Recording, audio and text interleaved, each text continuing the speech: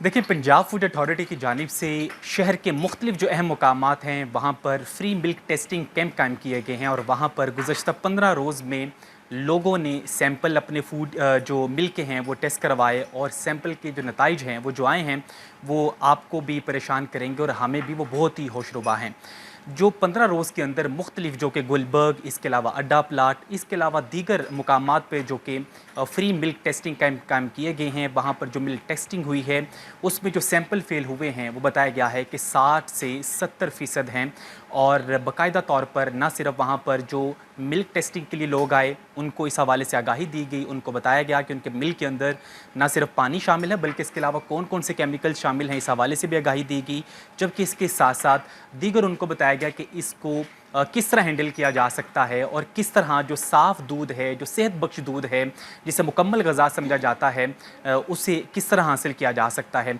आज इस वक्त मैं पंजाब फूड अथॉरिटी की लैब में मौजूद हूँ जहाँ पर दूध के सैंपल लाए जाते हैं।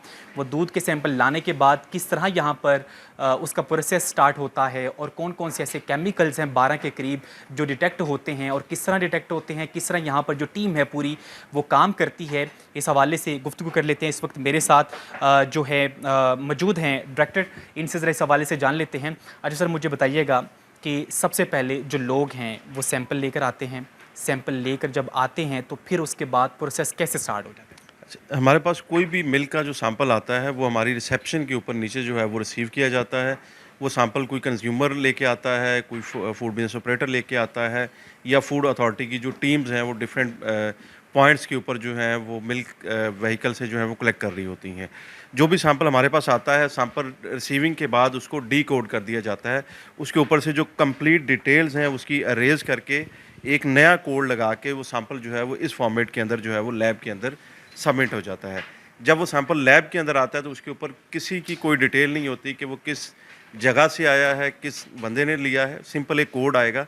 जैसे ही सैंपल लैब के अंदर आ जाएगा तो हम उसका प्रोसेस जो है वो शुरू कर देते हैं। अच्छा सर, जो सैंपल लेकर आते हैं, कोई भी सैंपल लेकर अगर आना चाहे यहाँ पर तो दूध की कितनी मिकदार होनी चाहिए जो आप रिकमेंड करते हैं कि कम से कम इतनी मिकदार में दूध होना चाहिए जिसकी सैंपलिंग अच्छे तरीके से हो सके? एटलीस्ट जो है वो 250 ml जो है वो दूध होगा तो कंप्लीट टेस्टिंग जो है जिसके अंदर हमारे सारे के सारे अडल्ट्रेशन टेस्टिंग जो है वो उसकी कंपोजिशनल टेस्टिंग जो है वो परफॉर्म हो सकेगी। अगर उससे मिकदार कम होगी तो फिर सारे टेस्ट जो है वो कम्प्लीटली जो है वो नहीं हो सकेंगे। अब ये सैंपल आ चुके हैं और यहाँ पे बाकायदा तौर पे जो कोडिंग का अमल है वो मुकम्मल हो गया है। अब इसके बाद आगे प्रोसेस क्या होता है? जी, जैसे ही यहाँ पे डिकोडिंग करके सैंपल कंप्लीट होके हमारे पास आता है तो हमारी जो टीम है इसके ऊपर मिलावट के जो टेस्ट हैं जिसके अंदर जो है वो स्किम मिल्क पाउडर है, यूरिया है, डिटर्जेंट है, साल्ट है, बोरिक एसिड है, फॉर्मलिन है, सोप है, वो सारे सैंपल की सबसे पहले जो है वो अडल्ट्रेशन केमिकल सिर्फ दूध के अंदर इतने केमिकल्स 12 के करीब तो मैंने जो हैं वो पढ़े हैं, मैंने सुने हैं, लेकिन आपने जितने नाम ले लिए मेरा ख्याल है कि 12 से ज़्यादा हैं। इतने केमिकल सिर्फ दूध के अंदर पाए जाते हैं? जी, ये सारे के सारे केमिकल्स जो हैं वो दूध के अंदर ही होते हैं और उसके साथ हम जो है वो ये भी टेस्ट करते हैं कि दूध के अंदर जो फ़ैट डली है वो वेजिटेबल ओरिजिन की फ़ैट है या एनिमल ओरिजिन की फ़ैट है। क्योंकि दूध के अंदर हमारे पास जो है वो बनास्पति घी या ऑयल जो है उसकी मिलावट भी जो है बहुत ज़्यादा रिपोर्ट हो रही होती है। तो सेम टाइम पे हमारी टीम जो है वो उसके सारे के सारे मिलावट के जितनी भी टेस्टिंग है, अडल्ट्रेशन टेस्टिंग जो है वो इनिशिएट कर देती है सबसे पहले। उन टेस्टिंग को कंप्लीट करने के बाद फिर हम उसकी जो है वो कंपोजिशनल टेस्टिंग की तरफ जो है वो जाते हैं। अच्छा, मुझे थोड़ा सा इस हवाले से ये भी बताएं कि मिसाल के तौर पर ये दूध का एक सैंपल आ गया है, अब यहाँ पर जब आप सैंपल लेकर आएंगे तो किस तरह यहाँ पर आप कितनी कितनी मिकदार में क्या क्या चीज़ें डाल के टेस्ट करेंगे? अगर थोड़ा सा आप बता दें तो ये होगा, इससे जो नाजरीन है उनको भी थोड़ी सी रहनुमाई मिल जाएगी और किस तरह जो केमिकल्स हैं वो डिटेक्ट होते हैं तो उस हवाले से भी उनको पता चल जाएगा। तो यहाँ पे अभी तो 12 के करीब जो केमिकल्स हैं वो होते हैं, तो यहाँ पे जब मिल्क आएगा तो उसका कितनी मिकदार में लेंगे और आप इसमें पुट करेंगे? यहाँ से हमारे पास जो भी मिल्क सैंपल आएगा उस मिल्क सैंपल का हम हर टेस्ट की रिक्वायरमेंट है 1 ml 2 ml जो है वो रिक्वायर्ड होगा। वो सारा हम लेके इन टेस्ट ट्यूब्स के अंदर जो है वो फिल करते जाएंगे। जैसे ही टेस्ट ट्यूब में सैंपल आ जाएगा उसके बाद ये हमारे डिफरेंट रिएजेंट्स होंगे, केमिकल्स होंगे। हर केमिकल की मिकदार जो है वो हमारे एनालिस्ट को जो है पता है। कुछ केमिकल्स 1 ml यूज़ होंगे, कुछ 2 ml यूज़ होंगे, कुछ के बाद हमें जो है वो हीटिंग जो है रिक्वायर्ड होगी। उस प्रोसेस को कंप्लीट करने के बाद फिर वो वेरीफाई करेंगे इनके अंदर कलर चेंजेस है कि इसके अंदर कौन सा कलर जो है वो चेंज हुआ है। यानी कि जो दूध वगैरह आप इसमें सैंपल के तौर पे 1 ml मतलब डाल रहे हैं, तो वो कलर से पता चल जाएगा कि इसके अंदर ये केमिकल शामिल हैं। जैसे ये है स्किम मिल्क पाउडर का टेस्ट लगा हुआ है, एसएमपी इसके ऊपर लिखा हुआ है। ये हमारे पास जो है वो कार्बोनेट का टेस्ट है, ये डिटर्जेंट का टेस्ट है, यूरिया का टेस्ट है, साल्ट का टेस्ट है। तो हर एक का एक सेपरेट कलर जो है वो मिल्क के अंदर जो है वो अपीयर होगा अगर वो प्रेजेंट होगा तो। इसमें अगर मेरा कैमरामैन जाफर भट्टी दिखा सके तो यहाँ पे क्लोज करके अब इनके कलर से देख के अंदाज़ा लगाया जा सकता है ये वही दूध है जो आप पीते हैं और इसके अंदर ये केमिकल शामिल होते हैं।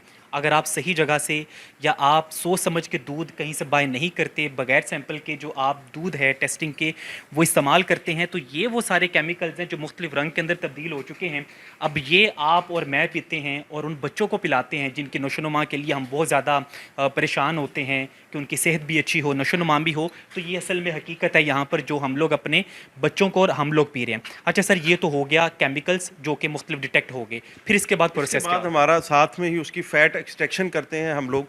जो भी सैंपल आता है फ़ैट एक्सट्रैक्ट करके फिर उससे हम लोग जो है उसकी बीआरवी करते हैं ताकि ये पता चले कि इसके अंदर फ़ैट कौन सी डाली गई है। तो ये सारी की सारी ट्यूब्स हमारी सेंट्रीफ्यूज मशीन के अंदर यूज़ हो रही हैं जो फ़ैट एक्सट्रैक्शन करेंगी और फिर हम इसको जो है वो हमारा जो बीआरवी मीटर है उसके ऊपर आएंगे। अभी यहाँ पे एक हमारा जो सैंपल जो है वो डिस्प्ले भी होने लगा है जो भी रिसेंटली रिसीव हुआ है। तो यहाँ से हमें ये पता चलता है कि इसके अंदर जो है वो फ़ैट कौन सी जो है वो डाली गई है, कोई डालडा या बनास्पति तो ऐड नहीं किया गया है। ठीक है, यानी कि यहाँ पर अब बाकायदा तौर पर जो सैंपल है वो डाला गया इस मशीन के अंदर। इस मशीन से पता चलेगा कि दूध के अंदर जो फ़ैट थी वो किस किस्म की थी, कुदरती थी कि आर्जी तौर पर उसे फ़ैट दिखाने के लिए मुख्तलिफ जो घी है या ऑयल है उसको शामिल किया गया था। तो यहाँ पर ये फ़ैट वगैरह डिटेक्ट होगी। सर केमिकल्स यहाँ पर डिटेक्ट हो गए, फिर फ़ैट वगैरह देखी जाती है, फिर इसके बाद प्रोसेस क्या होता है? ये हमारा सेंट्रीफ्यूज गर्बर सेंट्रीफ्यूज मशीन है जहाँ पे किसी भी दूध की जो है वो फ़ैट और सॉलिड नॉट फ़ैट की डिटेक्शन के लिए यहाँ पे फ़ैट जो है वो एक स्टैंडर्डाइज मेथड है जिससे फ़ैट जो है वो चेक की जाती है कि उस दूध के अंदर जो है वो कितनी फ़ैट है।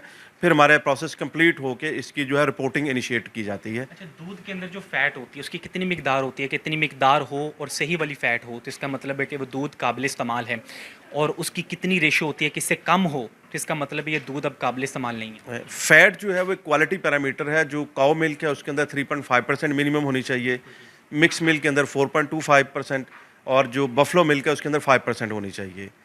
तो फ़ैट जो है वो जितनी ही मिलावट होती जाएगी तो फ़ैट की रेशो जो है वो चेंज होगी। अगर उसके अंदर कोई केमिकल डालेंगे, पानी डालेंगे, पाउडर से दूध बनाएंगे तो फ़ैट की रेशो जो है वो अल्टर होना शुरू हो जाएगी। वो उस मिलावट के पैरामीटर के ऊपर डिपेंड करेगा कि अब फ़ैट की रेशो कौन सी बन गई है। यानी कि जो आपने फ़ैट की रेशो मुकर्रर कर रखी है उससे ऊपर नीचे जो भी चीज़ होती है इसका मतलब वो दूध ठीक नहीं है। चलिए फ़ैट चेक होगी, इसके बाद आगे प्रोसेस क्या होता है सर? फिर हमारी टीम इसकी जो है वेरिफिकेशन करेगी, फिर इसकी जो है वो सारे की सारी रिपोर्ट जो है वो डाटा के अंदर जो है वो इंटर हो जाएगी और उसी डाटा से ये कोड जो के अगेंस्ट जो है वो रिपोर्ट जनरेट हो जाएगी।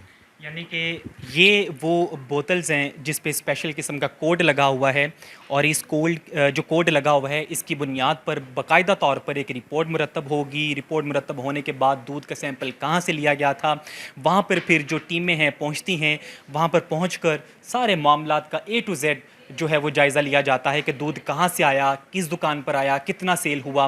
फिर ना सिर्फ उस दुकानदार के ख़िलाफ़ कार्रवाई होती है जो दूध को फ़रोख्त कर रहे हैं, बल्कि इसके अलावा कहाँ कहाँ से वो दूध यहाँ पर इनको सप्लाई होता रहा और पीछे से क्या चेन है, वो सारी चेन को जो है वो बेनकाब किया जाता है। और बेनकाब करने के बाद इनके ख़िलाफ़ जो कार्रवाइयाँ हैं वो अमल में लाई जाती हैं। तो यहाँ पर एक तफसीली जो है वो जायज़ा लिया जिसमें न सिर्फ दूध बल्कि इसके अलावा कौन कौन से ऐसे केमिकल्स हैं और किस तरह जो फ़ैट है उसको मेयार को देखा जाता है कि इसमें कितनी मिकदार के अंदर जो फ़ैट है वो मौजूद है, और बाकायदा तौर पर यहाँ पर जो कोडिंग है उसका अमल भी यहाँ पर दिखाया गया है।